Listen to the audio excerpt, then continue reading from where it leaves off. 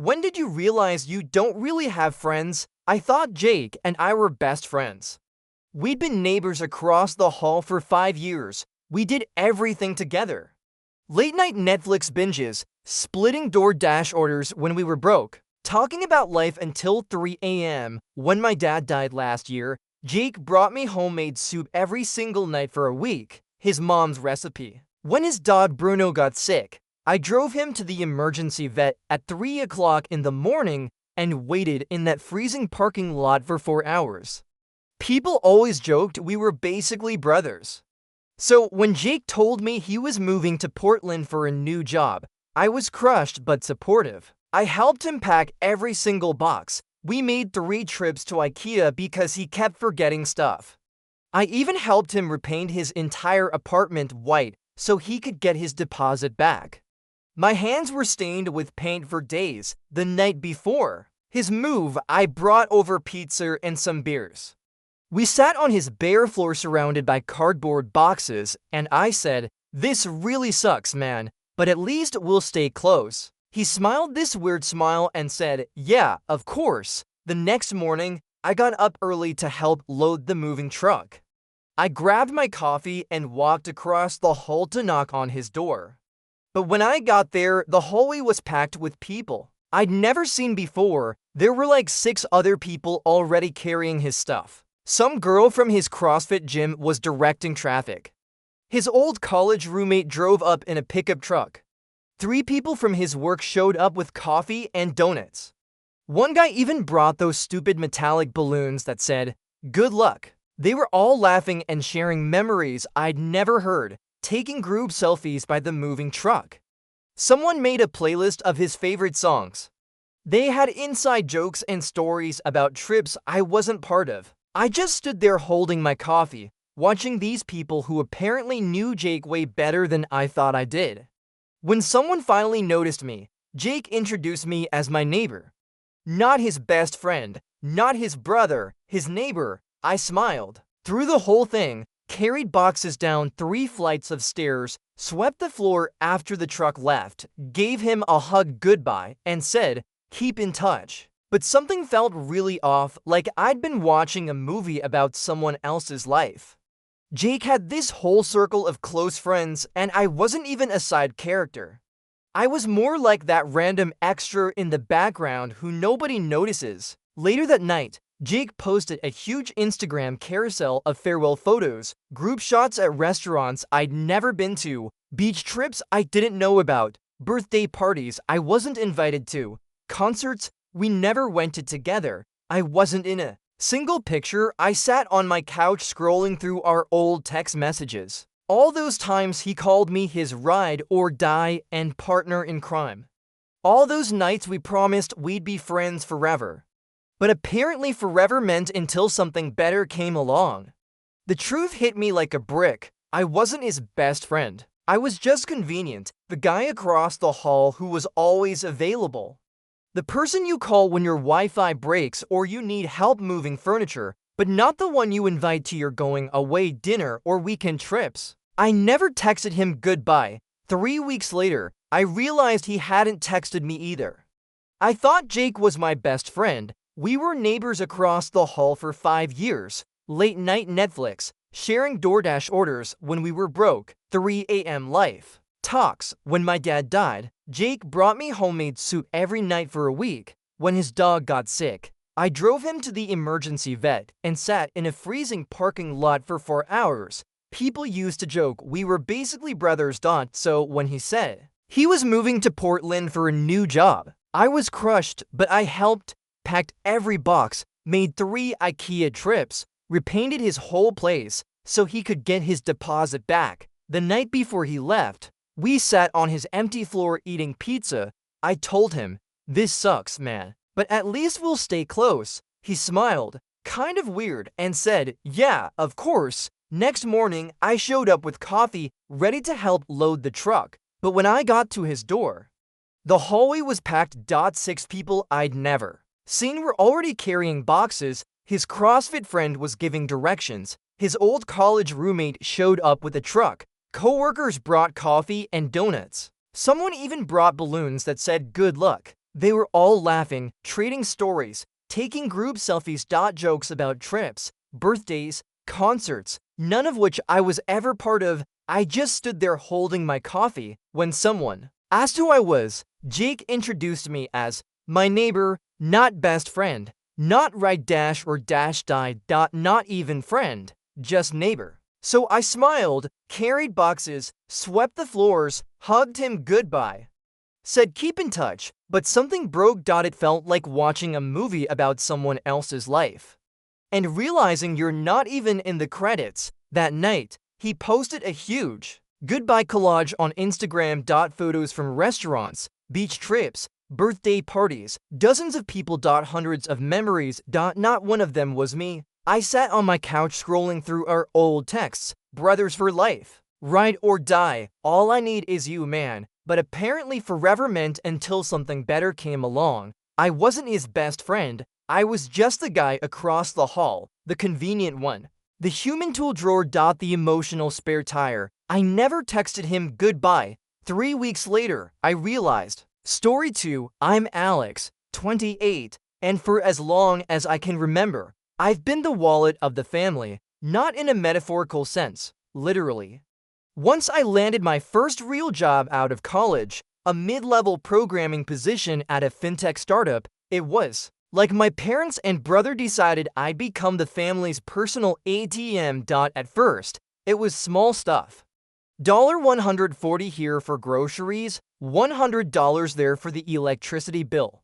It felt good to help. I was fresh into adulthood, finally able to give back a little. But gradually, the asks became demands, and the demands became expectations, and the expectations turned into guilt trips. If I ever dared say no. It didn't help that my brother Mason, older by 2 years, never seemed to have to prove anything. He flunked out of college his sophomore year, hopped between gigs, and somehow still lived in the house my grandparents had left behind, rent-free, with my parents. He drove a car I'd helped finance. He ate food I stocked the fridge with.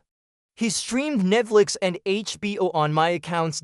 And yet, at every family gathering, every dinner, every Thanksgiving, he was still the favorite son because Mason's charismatic. Mom would say when I asked why he never got called out for anything, he brings life to the house. Translation: I was the one who paid the bills and he was the one who got to enjoy them. The worst part wasn't even the money, it was the way they talked about me when they thought I couldn't hear, or worse, when they knew I could. Like last year at Thanksgiving when I flew in from Chicago, took a cab to the old family house, and walked through the door carrying groceries I bought along the way, only to hear Mason mutter under his breath to my mom, "Look who's here, mister. Pay for everything. You think he'd visit if we didn't expect him to bring something?" Mom didn't even try to whisper, "Oh, please. Alex only gets respect when he pays for it." They both laughed. Laughed like that was some private joke they've been sharing for years. That night, I didn't confront them. I just smiled, helped set the table, poured the wine. I even did the dishes after dinner because that's what I always did. I was the responsible one, the dependable one, the one who made it. So I was expected to be okay with the disrespect, the favoritism, the way my name only came up when someone needed a check or a ride or a bailout. But something changed in me that weekend. Maybe it was the look on my face in the bathroom mirror later that night when I realized I didn't even recognize the person staring back. Or maybe it was when I saw the framed family photo on the mantle, Mason in the center, arms slung around, Mom, Dad on his other side, and me awkwardly cropped off at the edge like a guest in my own life. So I started planning. I didn't storm out or cut anyone off. That would have been too easy and too satisfying for them. Honestly, they would have twisted it into more ammo.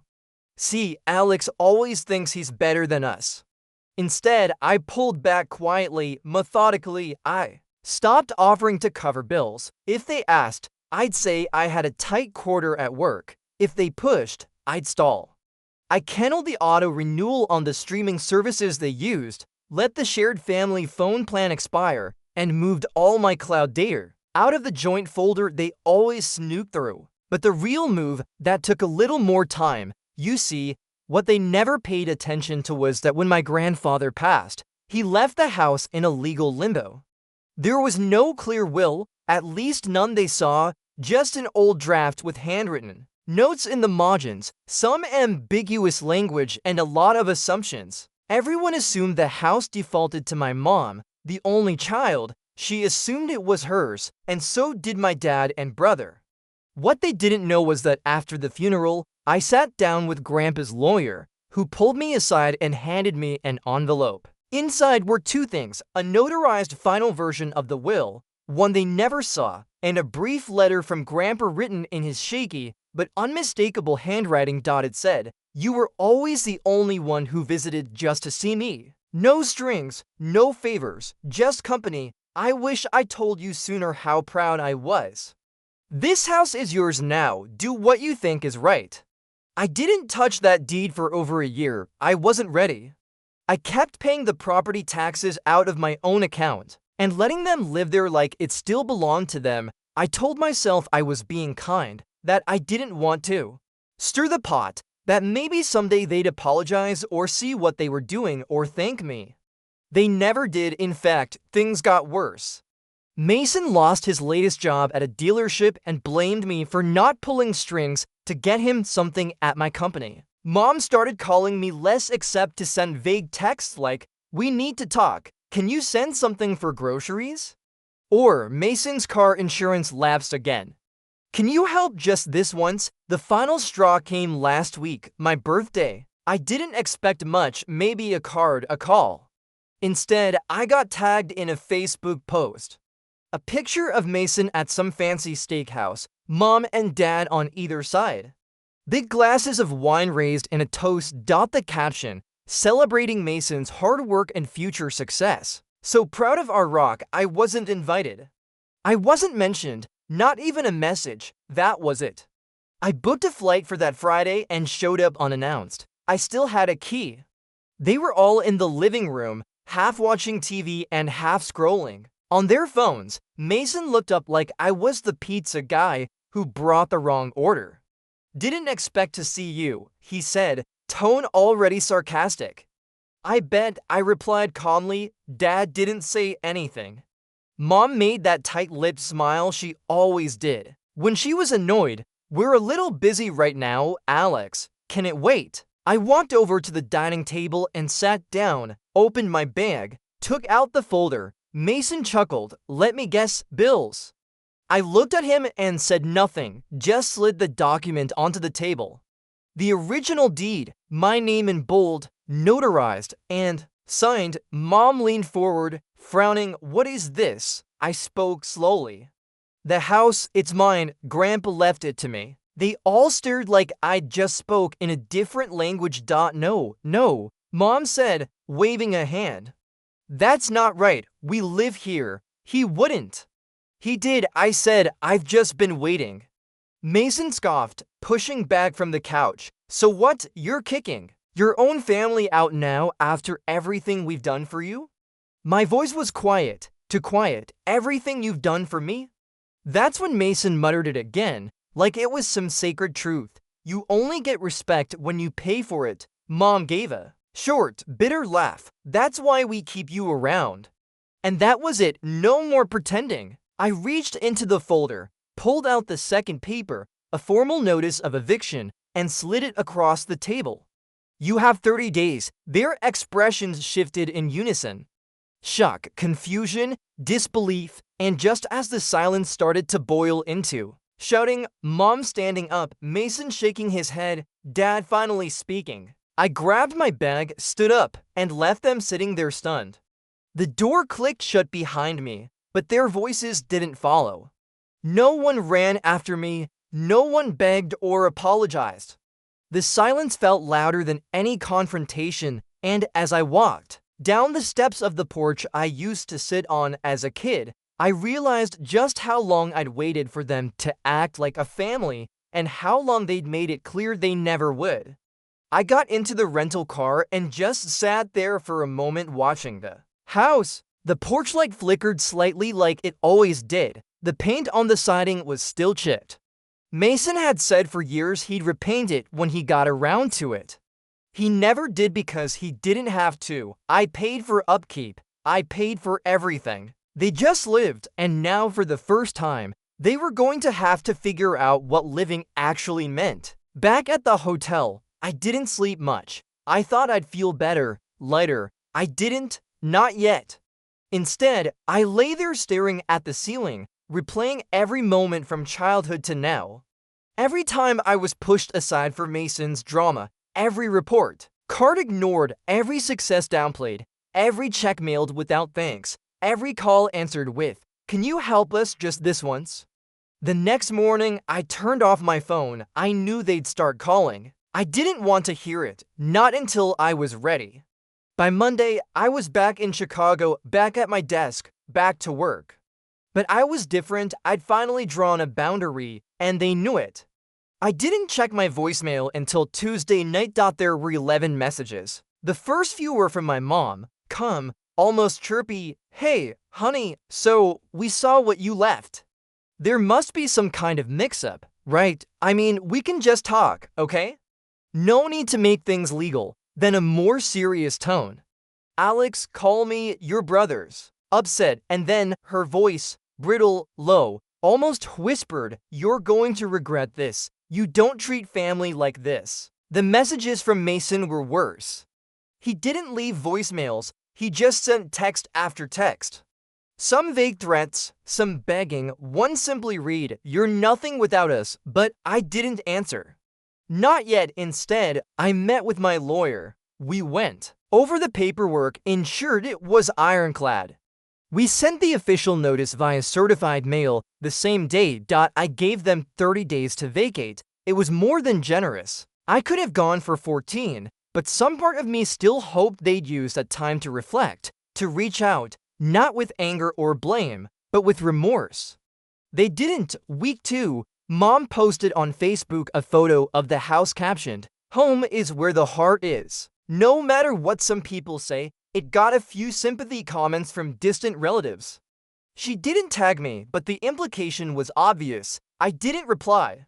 Week 3, I got an email from an old family friend, Mr. Delgado. He and Grandpa had served on the same town council years ago. He said he was shocked to hear the news, but added, "I always wondered why your grandfather never let your mom sign anything official after he got sick. He trusted you, Alex. He said you were the only one who'd earned it." That message hit me harder than I expected. Not because of the validation, but because it made everything feel real, permanent, like there was no going back. 25 days in, I flew back quietly. I didn't tell anyone. I just wanted to see for myself. The front yard was a mess. Lawn uncut, trash bags on the porch, an old recliner dumped by the curb. There were boxes in the windows. They were packing. I stayed in the car, parked down the street, watching. I thought I'd feel triumphant. I didn't. Not exactly. There was a heaviness in my chest because no matter how toxic they were still my family, and I had to become the villain in their story to reclaim my own. Then I saw Mason step out carrying a box. He looked tired, not angry, not smug, just beaten down. And behind him, Mom, flustered, still in her slippers, holding a stack of framed photos to her chest like they might shatter. For the first time in years, I didn't see them as the untouchable forces of my childhood. I saw them as what they were, two adults who made a series of choices, and now they were facing the consequences. The next day, I got a text from Dad, just 5 words. "We're gone. Hope you're happy." That was it. No apology, no understanding, just blame. And I sat on my couch in my quiet apartment reading those words over and over, thinking about how strange it felt that after years of begging for scraps of affection, what I got in the end was a guilt trip. But I wasn't sad. Not really. I was done chasing approval. Done paying for a seat at the table they never intended to offer freely. I had my own table now, and a week later, I got the final confirmation in the mail. The house was officially in my name, vacant with no contest. But what I decided to do next, even I didn't see coming. I didn't go back to the house right away. Something about stepping inside while their presence was still fresh made my skin crawl. I needed time not just for them to be gone, but for their ghosts to be gone, too. The passive-aggressive comments. Over breakfast, the stares that lasted just a second too long. The weight in the air every time I walked into a room like I didn't belong there. I wasn't ready to relive any of it.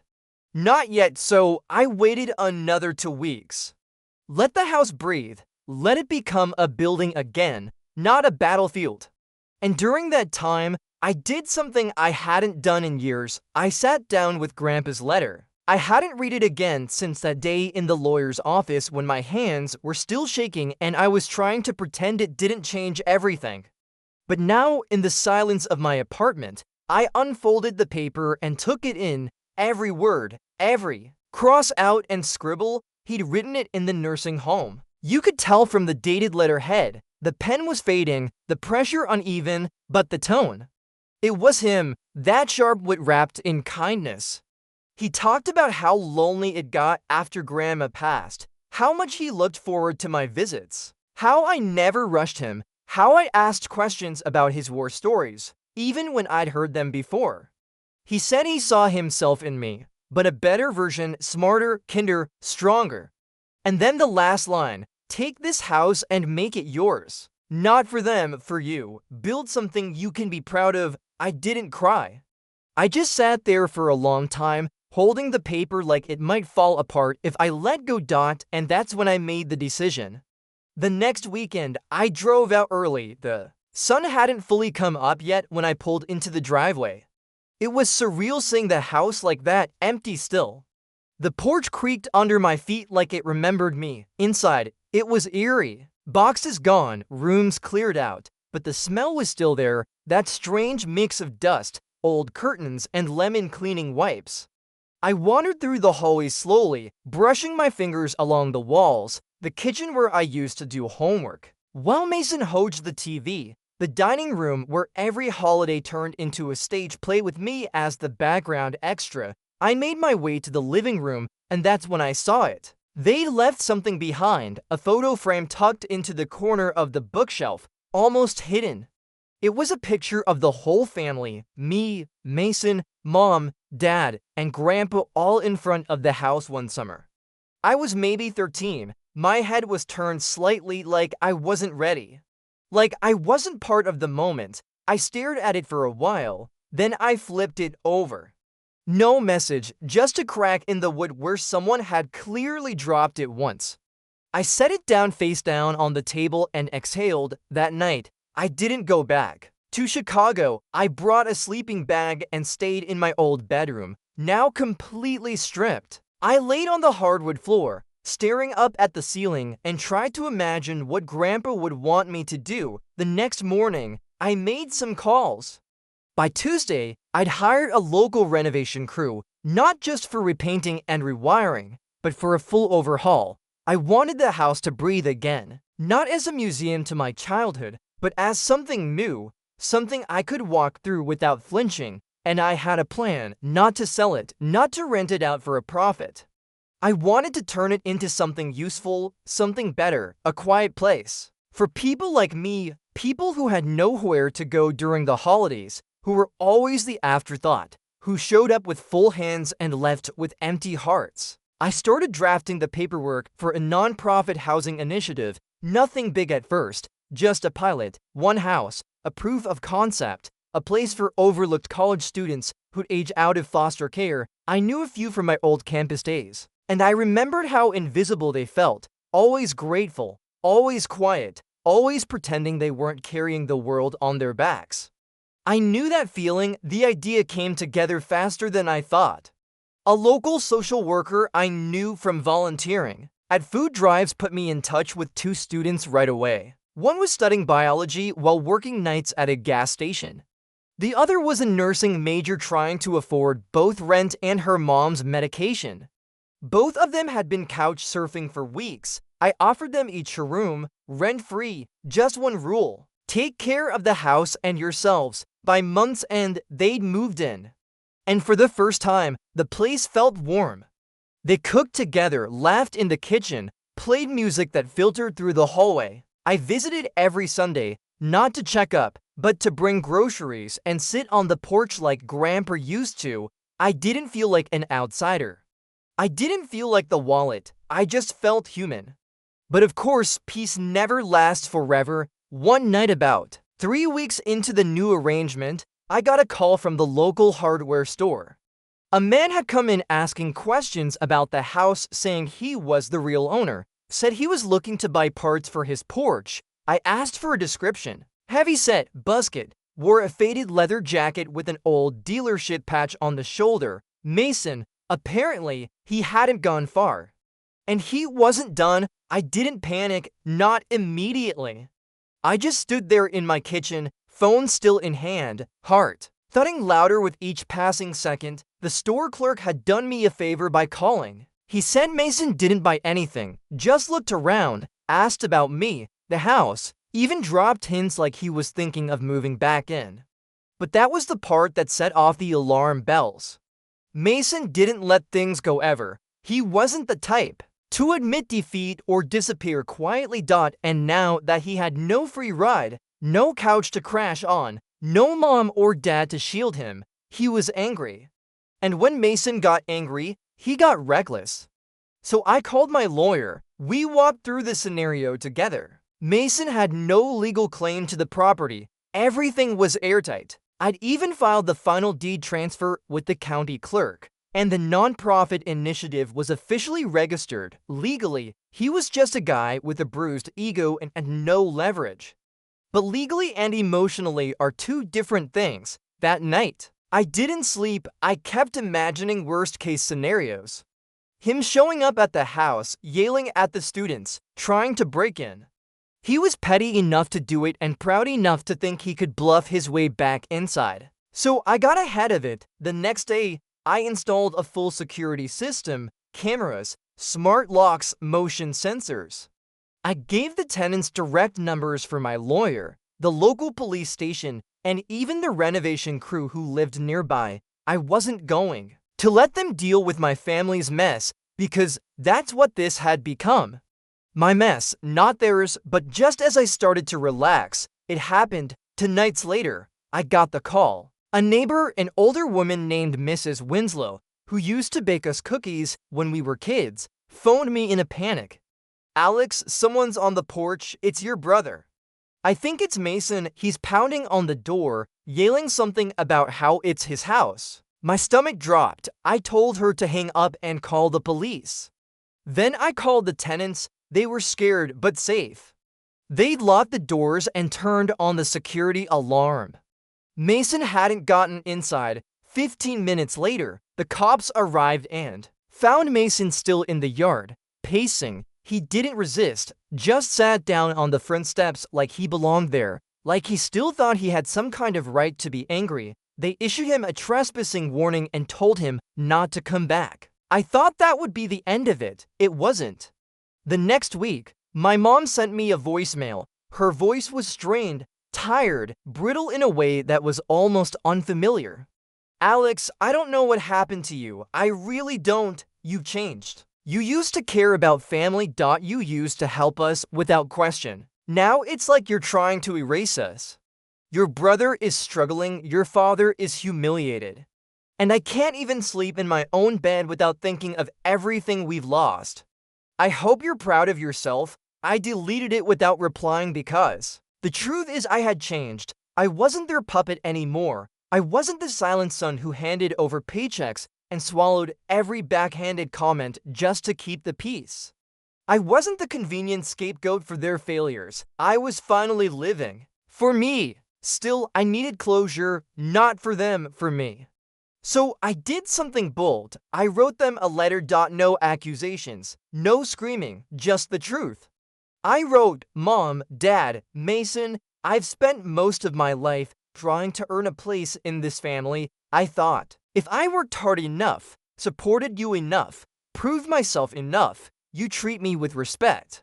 Instead, you treated my success like a bank account and my kindness like weakness. You laughed at me. You dismissed me.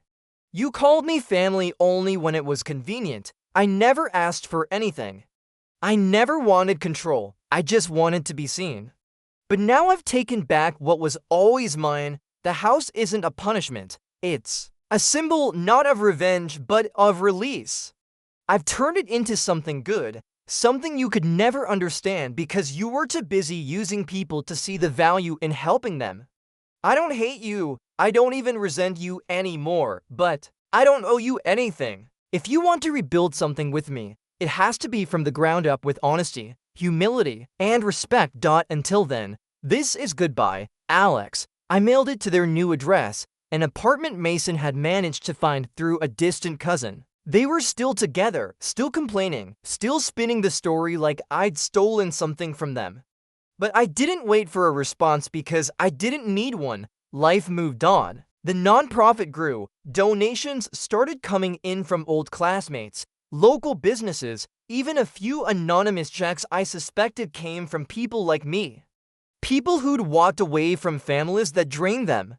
I hired more staff, renovated another property. By the end of the year, we had 4 students living in safety, building their futures and reclaiming their dignity, just like I had. One afternoon, I returned to the original house to drop off a box of books. As I walked up the porch steps, I caught a glimpse of something I hadn't seen in years. One of the tenants, Sam, the nursing major, was sitting on the porch swing, her feet tucked under her, reading in the sun. It reminded me of Grandpa of the days when he'd sit out there with a cup of tea and wave at every single person who passed. I smiled. "Hey," Sam said, looking up. "You're early, couldn't stay away," I said. And it was true, I wasn't haunted by the past anymore. I wasn't stuck in the roles they forced on me. I had peace, I had purpose. And for the first time in my life, I finally understood what family really meant. It's not blood. It's not obligation. It's the people who show up when you have nothing left to give and give anyway. The house was no longer theirs. It wasn't even mine. It belonged to something bigger, and so did I. He never texted me either.